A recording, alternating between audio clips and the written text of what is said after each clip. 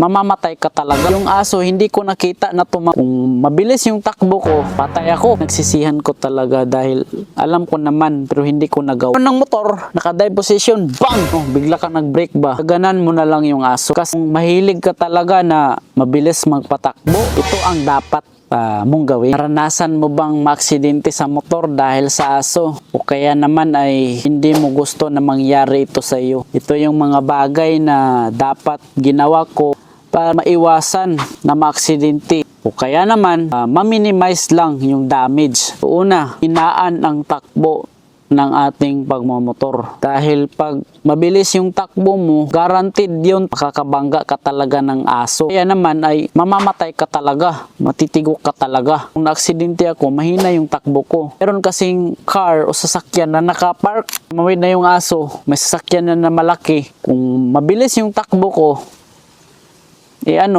patay ako o kaya magbabayad ako ng malaki. Pero kung mahilig ka talaga na mabilis magpatakbo, kagaya ko, ito ang dapat mong gawin. Maging aware sa daan. Kung sa camera pa ng cellphone ay naka-wide view o naka-wide angle view o 0.5, tamo yung left, right at saka center ng kalsada. Habang nagdadrive ako, hindi ko yung kita yung left at saka right kasi nakapokus ako sa center ng kalsada. Kaya yung aso hindi ko nakita na tumawid. Kaya tabunggo ko yung aso. Pero itong sunod na sasabihin ko sa inyo ay pinagsisihan ko talaga dahil alam ko naman pero hindi ko nagawa. Idiretso mo ang takbo ng motor mo. Diretso mo lang, kahit nabangga mo na, idiretso mo pa rin. Sino bang tangang gagawa nun? Ano ba yun magagawa? Huwag mong iliko bigla yung motor. Kapag nabangga mo na, diretso mo na, huwag mo nang ganun yung manubela. Dapat kasi hindi natin bitawan o iliko yung manubela. Dapat diretso lang. Kasi kapag nabitawan natin yan, hindi na natin makokontrol yung manubela. Dapat kasi kontrolin natin yung manubela. Mamaniubrahin po na pa yan eh. Kaya may posible pa na hindi ka matutumba. Na-aksidente kasi ako, nabitawan ko yung manubela. Nabigla ako eh. Pag ganun ng manubela, bitawan ko agad. Kaya naganon yung kamay ko sa semento. Pero kung nabangga ka na talaga, bitawan mo na yung manubela, ay ito yung dapat gawin mo. Paano ba? Ilagay mo sa muka yung mga kamay mo. O kahit isa lang sa kamay mo, ang malagay mo sa muka, okay na yun. Ganito kasi yan. Yung motor, diretso.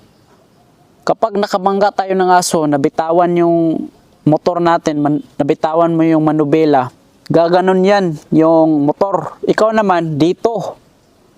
Ganon ka.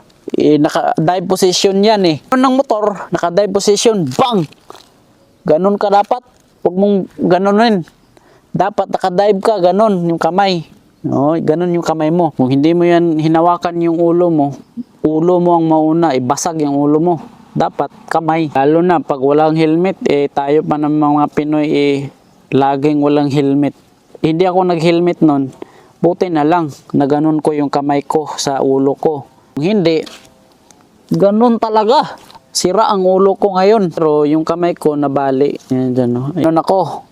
Parang naganon ko, ito yung nabali. Pero ang kadalasan at importante na hindi dapat ginagawa natin yung biglaang preno. Guaranteed kasi na matutumba ka kapag bigla ka nagpreno, bigla ka nagbrake ba, gaganan mo na lang yung aso. Kasi mas malaki pa yung chance mo na hindi ka matumba kung dadaganan mo na lang yung aso. Kesa sa nagpreno ka, nagbrake ka, natumba ka, mas malaki ang damage. Pero kapag dinaganan mo yan, may chance ka pa na hindi matutumba.